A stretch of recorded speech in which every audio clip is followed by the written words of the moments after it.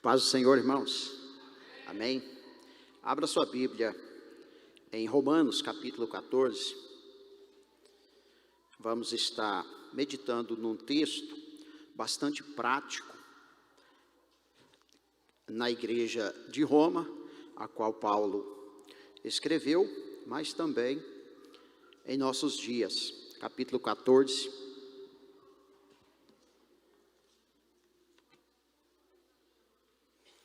Amém, a partir do verso 1, que diz assim: Ora, quanto ao que está enfermo na fé, recebei-o não em contendas sobre dúvidas, porque um crê que de tudo se pode comer, e outro, que é fraco, come legumes. O que come, não despreze o que não come, e o que não come, não julgue o que come, porque Deus o recebeu por seu. Quem és tu que julgas o servo alheio? Para o seu próprio Senhor ele está em pé ou cai, mas estará firme, porque poderoso é Deus para o firmar. Um faz diferença entre dia e dia, mas outro julga iguais todos os dias. Cada um esteja inteiramente seguro em sua própria mente. Aquele que faz caso do dia para o Senhor, o faz, e o que não faz caso do dia para o Senhor, não faz. O que come para o Senhor come, porque dá graças a Deus, e o que não come para o Senhor não come, e dá graças a Deus. Porque nenhum de nós vive para si, e nenhum morre para si. Porque se vivemos, para o Senhor vivemos, se morremos, para o Senhor morremos. De sorte que, ou vivamos ou morramos, somos do Senhor.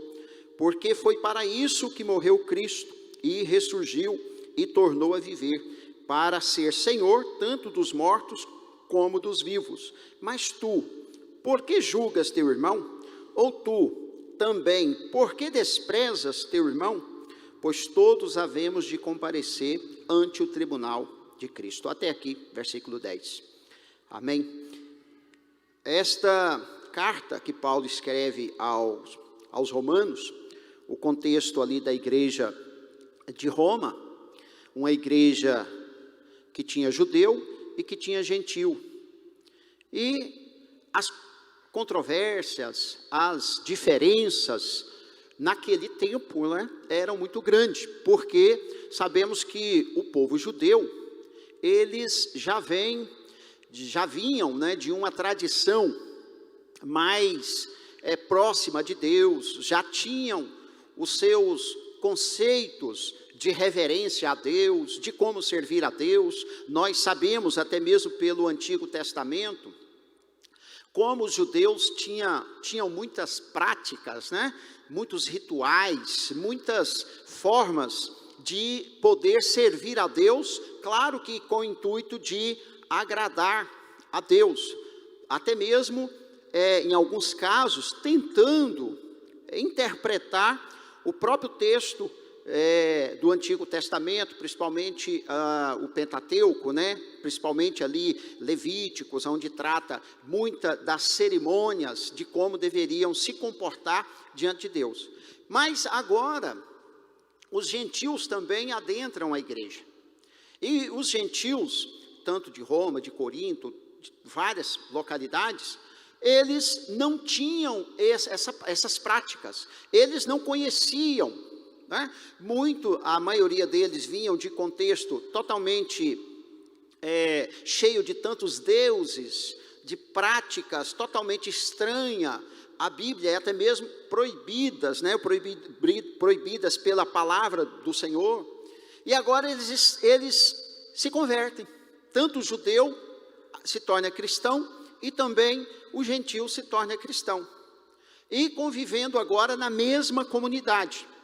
Então daí nós podemos imaginar as dificuldades de relacionamento, os pontos de vista, as interpretações, né? Como um achava que deveria servir a Deus, como o outro também achava que deveria servir a Deus, né? Claro que graças a Deus que isso é só lá 2000 anos atrás, né? Hoje isso não acontece, né? Hoje nós não trazemos também esse mesmo ponto de vista para nossas comunidades, para a nossa igreja, né? Não, nós temos bastante liberdade. Então é nesse contexto que eu quero refletir com toda a igreja nesta manhã, sobre o que Paulo então trouxe de ensinamento dentro desta situação. E eu acredito que isso possa nos trazer bastante direção para os nossos dias, né? Paulo aqui nesse texto, em algumas versões, ele vai chamar esses dois grupos, ele vai chamar um de fraco e o outro de forte. A sua versão diz assim? Tem algumas versões que diz isso, o crente fraco e o crente forte, né? O que é fraco, ele diz, come legumes. O que é forte, come carne. Mas eu resolvi amenizar um pouco. Eu coloquei aqui maturidade na fé e liberdade cristã. E como é que nós precisamos, o que nós devemos então fazer para que nós possamos ter esta maturidade na fé e ao mesmo tempo sabermos conduzir a nossa vida na liberdade cristã que nós temos. Porque a Bíblia diz que nós somos libertos, amém? A Bíblia diz que nós somos libertos de todo fardo, de toda a tradição pagã, mundana e etc. Só que, o que acontece? Nós, irmãos, nós não somos pessoas como que uma árvore, como um vegetal qualquer, uma planta qualquer, que você arranca ela dali com raiz e tudo e planta em outro lugar. Não. Nós temos a nossa história. Todos nós temos a nossa história, o nosso contexto. Nós temos a nossa formação cultural, social, religiosa, de onde cada um de nós viemos. E isso o que acontece? Isso constrói o nosso eu. Isso constrói a nossa vida. E isso se torna o quê? Um paradigma na nossa vida, um estilo de vida de nós vivermos. E o que acontece? Que quando nós convertemos, é claro que essas coisas não são arrancadas de imediato, né? Todas essas tradições, todos esses conceitos, eles continuam dentro de nós, e que na medida em que nós vamos relacionando com Deus, na medida em que nós vamos conhecendo a palavra de Deus, por isso a importância de conhecer a palavra, de estudar a palavra, esses conceitos que estavam em nós, esta forma de nós olharmos o mundo, de nós interpretarmos as circunstâncias à nossa volta, vai ganhando agora uma nova conotação, um novo olhar, porque agora nós não interpretamos mais segundo o padrão que eu tinha antes, é isso que a Bíblia diz, né? Agora não, agora eu tenho um novo paradigma, eu tenho agora um novo padrão, para que eu possa interpretar a minha própria vida e interpretar o mundo à minha volta, que é a palavra de Deus, né? E aqui nesse texto nós vamos ver que Paulo, ele vai ensinar exatamente isso, ele vai trabalhar esses conceitos, né? Eles receberam então ali na igreja de Roma a mensagem de libertação, mas eles não estavam conseguindo manter o equilíbrio dentro dessa circunstância. E essas divergências que eles estavam tendo, devido às opiniões pessoais, estavam fazendo com que eles não fluíssem bem no trabalho de Deus, né? Essas divergências estavam causando então transtorno para esses crentes, para esses irmãos ali de Roma, que eles não tinham então maturidade suficiente e do outro lado não tinham conhecimento suficiente para poder conseguir viver nesta divergência. E nós vivemos num mundo, irmão, de divergências. E nós precisamos ter sabedoria para sabermos viver nesse mundo de divergência. Vamos ver o que Paulo vai nos dizer aqui, né? Outra situação que eu anotei aqui sobre as divergências era quanto aos dias. O Antigo Testamento, nós sabemos que tem os dias de festa sagrados, principalmente o sábado, mas agora, esses irmãos na igreja, uns queriam ainda continuar mantendo aquele padrão, dizendo, olha, para mim tal dia é sagrado. Outros diziam, não, todos os dias são iguais, não tem diferença não. Todos os dias são iguais. E o que é impressionante é que quando Paulo vai resolver esse problema, Paulo ele não vai ficar nem de um lado nem do outro. A gente às vezes pensa assim, ele vai tomar partido do forte, ele vai tomar partido do fraco. Não. Ele por outros textos bíblicos, nós vamos entender que Deus ele nos dá liberdade, mas a liberdade que Deus nos dá, ela não é uma libertinagem. Esta liberdade, ela precisa ser conduzida com maturidade e com conhecimento, para que nós não nos tornemos um opositor dos nossos irmãos, né? Porque aquele que tem certo nível de entendimento da palavra do Senhor, que caminhou por um bom tempo com o Senhor, acontece isso que eu disse no início, ele já conseguiu trocar os paradigmas dele, ele já conseguiu abrir mão dos seus paradigmas, do seu eu, do seu ego, daquilo que ele aprendeu pela tradição, à sua volta, e ele agora já absorveu os paradigmas de Deus. Então ele vai conseguir ter um bom relacionamento com quem pensa o contrário, com quem pensa diferente, né? E quando a gente não consegue ter esse entendimento, geralmente, irmãos, nós armamos uma confusão, nós armamos uma situação muito difícil. Ele diz aqui, uns acham que deveriam guardar determinados dias, e outros achavam que todos eram iguais. E essas controvérsias o que fazia? Estava trazendo briga nas igrejas. E o problema era, um grupo olhava para o outro e dizia, você é carnal e é liberal, você quer fazer tudo. O outro então olhava também e dizia, não, você é que é muito radical, você quer levar as coisas ao pé da letra, né? Ainda bem que isso não existe hoje, né, irmão Cláudio? No nosso meio, não existe. Agora, o que acontece, irmãos? Nós precisamos de nos fundamentar na palavra do Senhor. Porque aqui nós vemos que Paulo vai dizer que os dois grupos têm fé. Os dois grupos agem em fé. E os dois grupos também, ambos querem glorificar a Deus. Paulo não mostra nenhum problema nos dois grupos. O problema era a circunstância que estava surgindo através dessas divergências, que era o desprezar e o julgar. E quando nós então não baseamos a nossa fé na maturidade, quando nós não buscamos isso dentro da palavra de Deus, esses conceitos, esses entendimentos, nós, irmãos, ficamos criança a vida toda, criança no entendimento bíblico, espiritual, e isso não é bom. A palavra de Deus diz que nós temos que crescer, né? O escritor aos Hebreus, ele diz assim, olha, escrevendo a eles, dizia, já era tempo de vocês estarem ensinando outros, mas vocês continuam nos mesmos rudimentos, nas questões preliminares, nas questões básicas do cristianismo. E a verdade é essa mesmo, a palavra de Deus, ela tem coisas profundas para ser revelado a nós, ou melhor, para iluminar a nossa mente, para entender o que já está revelado. Mas por falta de buscar, por falta de dedicar, por falta de nós esmerarmos nisso, nós ficamos só na superfície.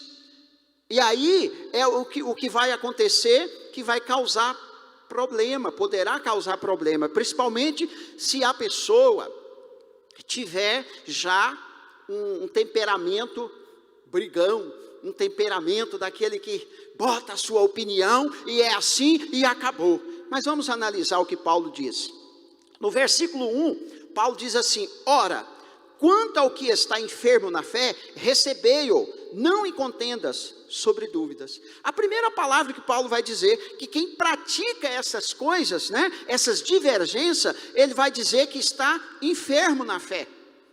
Por quê? Porque a fé não é para nos destruir um ao outro. A fé, ela não se presta a esta situação. Então Paulo já vai dizer que esses dois grupos, nessa circunstância, eles estão enfermos na fé. E mesmo assim Paulo vai dizer: recebei-o, não em contendas sobre dúvidas. Nós precisamos receber, nós precisamos, uma outra versão diz acolhei-o. Acolhei-o, por quê? Porque Deus recebeu. E assim também outros irmãos, no nosso passado, nos recebeu, nos acolheu, nos ajudou, teve paciência conosco, teve compaixão, calou-se nos momentos em que nós falávamos o que não deveríamos falar. E então a maturidade chegou até nós, amém? Um crê que pode e outro crê que não pode. O versículo 2 diz assim, ó: porque um crê que de tudo se pode comer, e outro que é fraco come legumes. Ou seja, quando nós entramos nessa questão de opinião, porque aqui não é a palavra de Deus, aqui ele está dizendo um crê. Só que o crê, quando ele não é baseado no ensino e na doutrina bíblica, ela se constitui nossas opiniões. E Paulo não vai condenar isso também. Ele não vai condenar.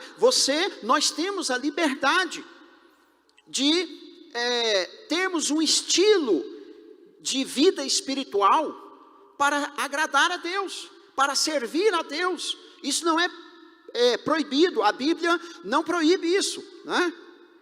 Os dois creem que têm fé e os dois estão servindo a Deus, mas cada um crê diferente, cada um interpreta diferente. O verso 4 diz, aqui é o problema: quem és tu que julgas o servo alheio? Para o seu próprio Senhor ele está em pé ou cai, mas estará firme, porque poderoso é Deus para o firmar. Aqui Paulo já mostra que mesmo tendo essas divergências, ele vai chamar a atenção, né? Dizendo: quem és tu para julgar o servo alheio?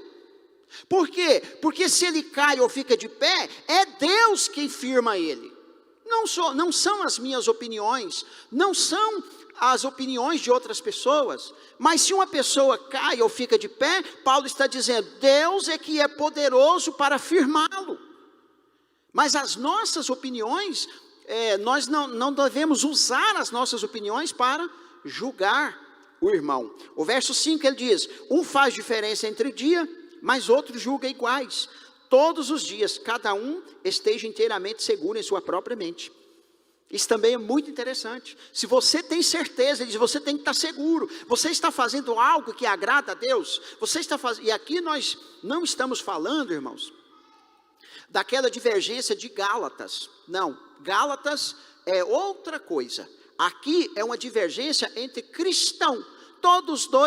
Esses dois grupos são cristãos. O texto diz que eles têm fé, que eles procuram agradar a Deus e que eles são recebidos por Deus. Mas o que acontece é que dessa circunstância, o fraco começa a julgar o forte e o forte começa a desprezar. Então essas situações é que Paulo vai dizer: vocês dois estão errados. Não é dessa forma que devemos servir a Deus. Então os dois estão fazendo, verso 6, fazendo algo para glorificar a Deus. Diz: aquele que faz caso do dia, para o Senhor o faz. E o que não faz caso do dia, para o Senhor não o faz. O que come, para o Senhor come, porque dá graças a Deus. E o que não come, para o Senhor não come e dá graças a Deus. Então veja que Paulo aqui, irmãos, ele não discrimina nenhuma posição desses dois grupos, nenhuma das duas formas. Por quê? Porque de fato eles não estão fazendo como o grupo de Gálatas, que eram judaizantes que se converteram, e eles queriam então, dizendo que para ser salvo deveria aceitar Jesus, mas praticar as obras. Não, aqui eles não estão pondo nada disso. Aqui seria como nos nossos dias de hoje, alguém que diz assim: não, crente não pode jogar futebol.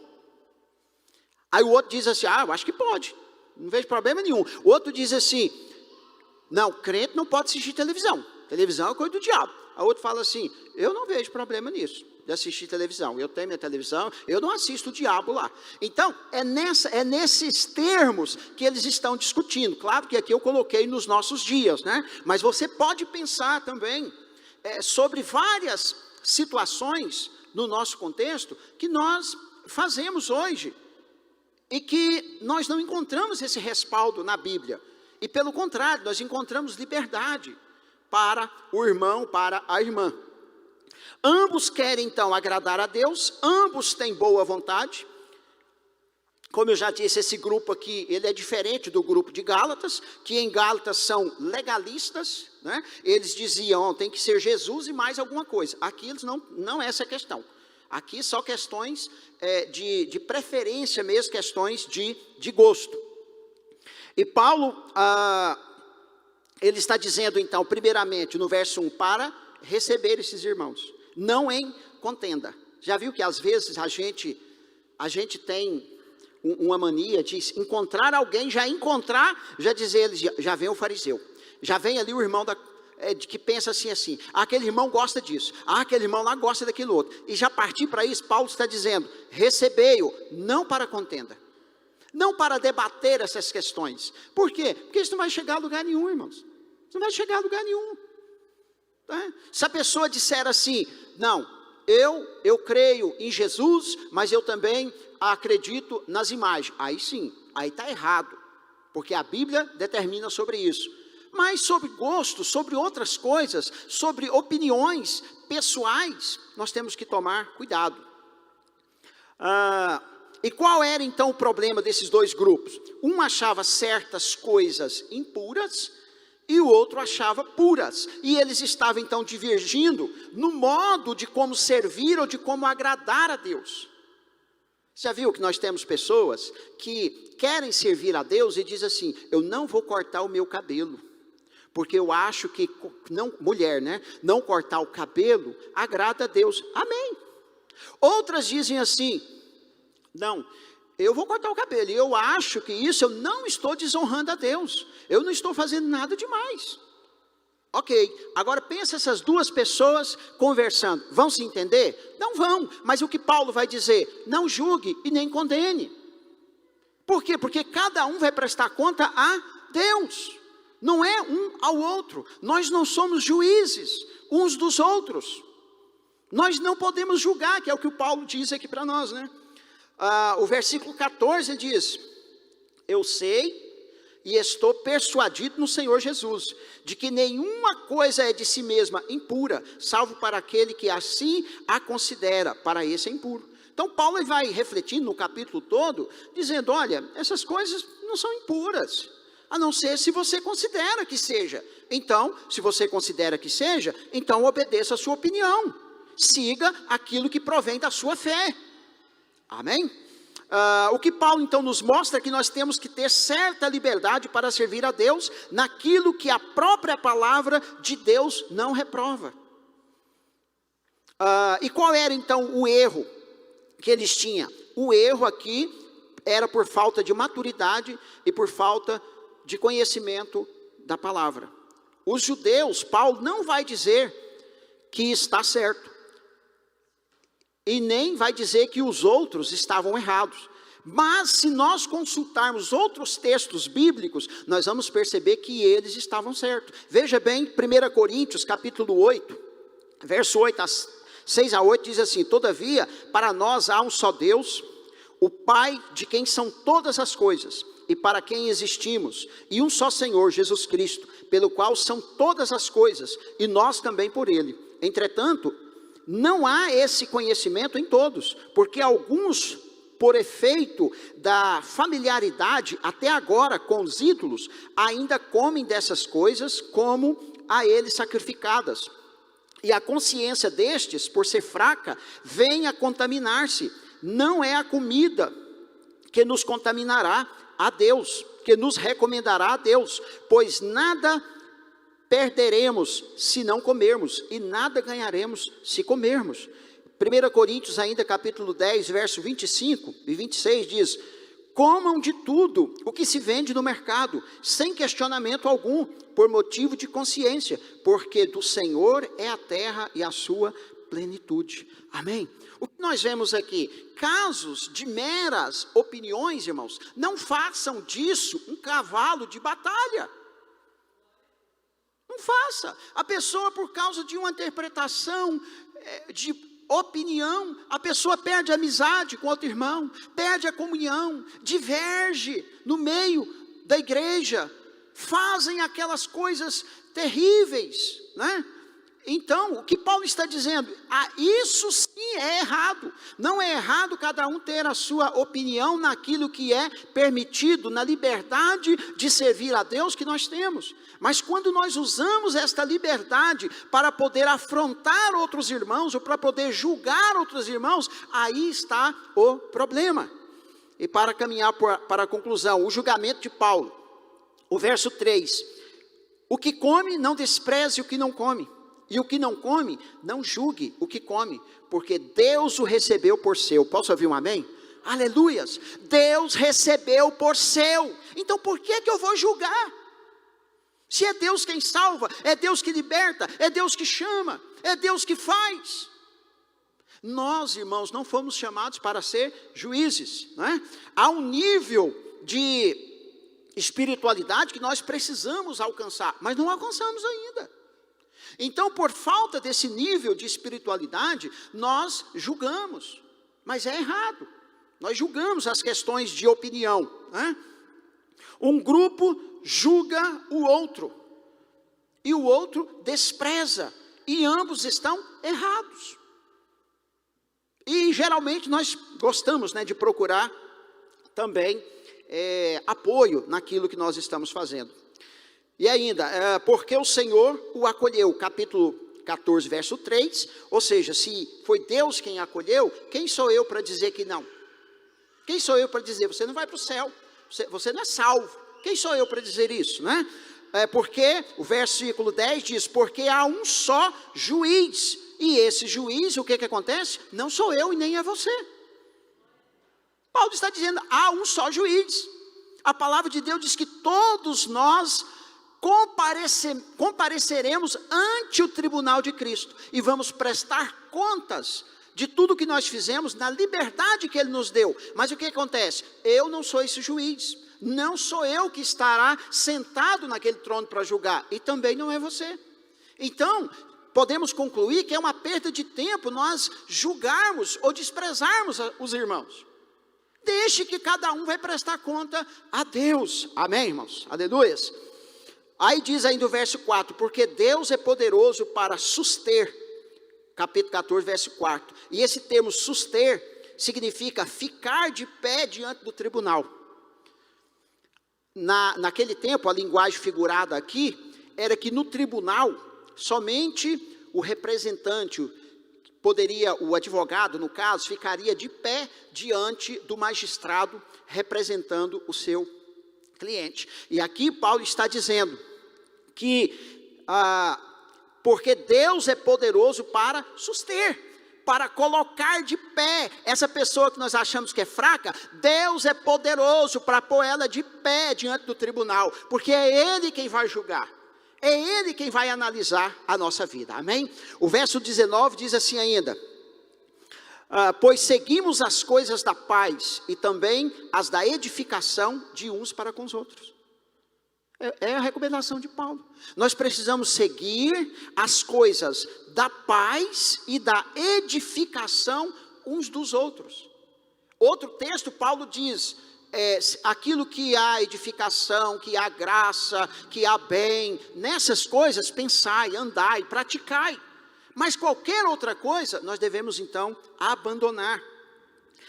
Verso 22, ele diz, a fé que tens, tenha-na para ti mesmo, perante Deus, bem-aventurado é aquele que não se condena naquilo que aprova.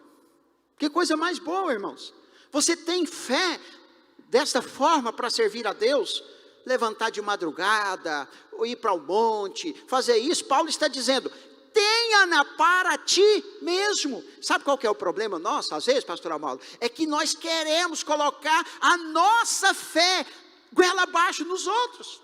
Não funciona, irmão. Enquanto Deus não trabalhar esses paradigmas para a cabeça da pessoa abrir, para ela entender, ela não vai mudar. Nós não mudamos a vida de ninguém. Quem muda é Deus. Os conhecimentos de Deus, as instruções de Deus na nossa vida, quando nós buscamos, então, nos faz crescer. E nós podemos, então, conseguir interpretar essas coisas, conseguir conviver bem com todos os irmãos. Você já viu que tem pessoas assim? Que tem irmão que é assim? Ele sabe viver com o que pensa de um jeito, sabe viver com o que pensa do outro. Às vezes a gente fala assim, pejorativamente, fulano é camaleão. Não, irmãos. Ele sabe conviver com todos. Paulo, ele diz, o que depender de vós, tem de paz com todos. Tem de paz. Até se alguém disser assim, eu não quero servir a Jesus, nós vamos fazer o quê? E concluindo, e contextualizando ainda, maturidade na fé e liberdade cristã, irmão, são adquiridas com crescimento espiritual, com conhecimento. Ler a Bíblia, conhecer, interpretar da maneira certa, é isso. A Bíblia, olha, antigamente, antes de termos a palavra de Deus escrita, só era por tradição oral, mas era tão importante, que Deus inspirou para que eles deixassem escrito, para que nós então pudéssemos ler, e para que nós pudéssemos então crescer, e adquirir maturidade, e entender o que é esta liberdade que Cristo nos dá, amém? Finalizando, o conhecimento teológico, muitas pessoas dizem, esfria, não vai ter conhecimento teológico não. Conhecimento teológico, irmãos, não esfria, pelo contrário, conhecimento teológico traz maturidade na fé, traz entendimento, tá? Uns dizem assim, a oração poderosa só é no monte é a oração poderosa, e nós não temos essa orientação bíblica. O que nós temos é que devemos orar, não importa se é na igreja, se é no monte, se é de joelho, se é em pé, se é no barco balançando, se é no carro, se é andando, se é dentro do ônibus. Não, nós temos que orar. Mas alguém pode ter essa preferência. É pecado? Não. Agora, qual é o problema? Não, está todo mundo orando na igreja, essa oração não vale não. Tem que orar lá. Aí Paulo diz que tem problema nessa situação. O verso 20 diz, não destruas a obra de Deus por causa da comida. Todas as coisas, na verdade, são limpas, mas é mal para o homem o comer com escândalo. Então, concluindo, não julgues, não despreze.